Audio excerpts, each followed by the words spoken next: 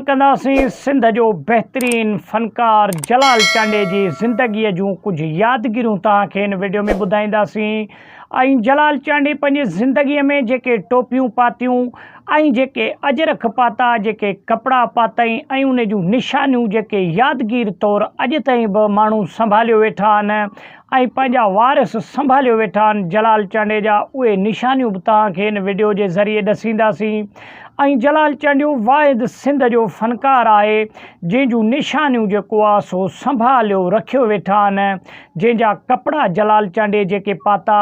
ऐं जलाल चांडे जेके यकतारे चपड़ीअ सां जेके कलाम ॻाया सिंध वासियुनि जे लाइ, उहे यकतारे चपड़ी बि जेको आहे सो यादगिरी तौरु पिया आहिनि। हे मुंहिंजे पुठे पासे या पासे में हिकिड़ो वीडियो हलंदो, तव्हां ॾिसंदो त जलाल चांडे जूं उन में टोटल निशानियूं ऐं यादगिरियूं संभाले रखियो वेठा आहिनि। त दोस्तो, जलाल चांडियो सिंध जो हिकु मक़बूल तरीन फ़नकार हुयो ऐं जलाल चांडे सां माण्हुनि जी मोहबत ऐं जेको आहे सो लॻा जो इहो अंदाज़ो आहे जो जलाल चांडे जूं निशानियूं ऐं जलाल चांडे जा जेके फ़ोटोज़ पुराणे दौर जा निकितल आहिनि ऐं जलाल चांडे खे जंहिं माण्हुनि टोपियूं ॾिनियूं तोहफ़े में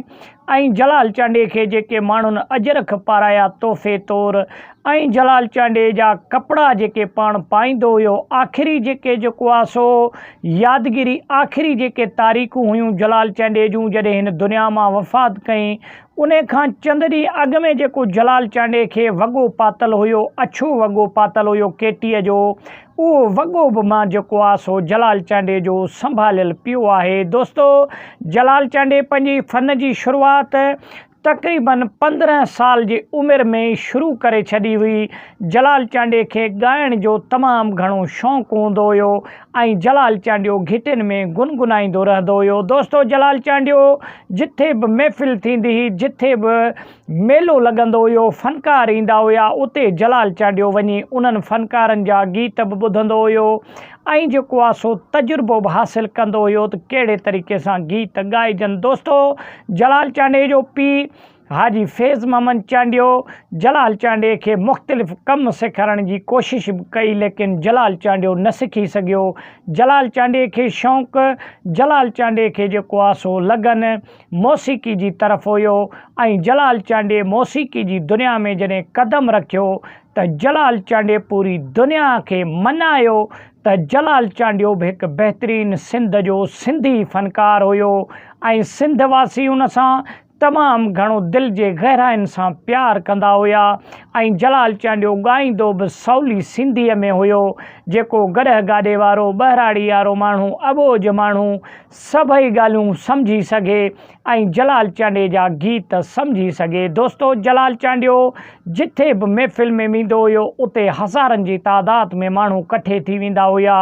ऐं जलाल चांडे जे दीदार जे लाइ, जलाल चांडे जे लाइ आख़िरी जेको मिलण ऐं दीदार लाइ माण्हू जेको आहे सो परेशान हूंदा हुया। दोस्तो, जलाल चांडियो सिंधी फ़नकार हुयो, लेकिन जलाल चांडे खे ॿियनि ज़बाननि जे फ़नकार बि सलाम कयो ऐं जलाल चांडे खे मञूं त वाक़ई जलाल चांडियो हिकु बहितरीन फ़नकार आहे। जलाल चांडे जूं यादगिरियूं तक़रीबन कम में पेश 10 टोपियूं जलाल चांडे जूं उम्दा कंपनी जूं उम्दा जेको आहे सो शयूं टोपियूं ठहियल सिंधी टोपियूं, उहे जलाल चांडे जूं यादगिरी तौरु पयूं हुन ऐं जलाल चांडे जा अजरख तक़रीबन 30 खनि अजरख आहे जलाल चांडे जो,